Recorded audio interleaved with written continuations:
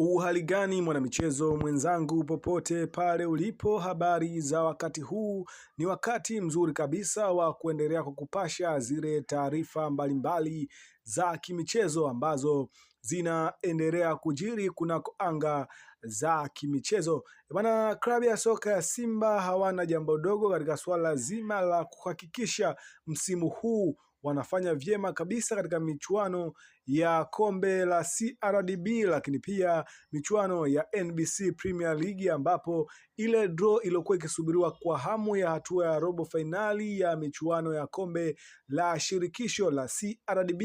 imefanyika leo Aprili 17, 2026 jijini Dar es Salaam, ambapo wekundu wa Msimbazi Simba Sports Club wamepangwa dhidi ya TRA United, huku wananchi Dar es Salaam Young Africans wakikutanishwa dhidi ya mafande wa JKT Tanzania. Wanalambalamba Azam FC watakuwa wageni wa wazee wa mapigo na mwendo Mashujaa FC katika dimba la Lake Tanganyika, huku Singida Black Star ikikutanishwa dhidi ya wanamangushi Coastal Union katika dimba la Mkwakwani Tanga. Hatua ya nusu fainali itawakutanisha mshindi kati ya Simba Sports Club na TRA United katika mchezo TRA United dhidi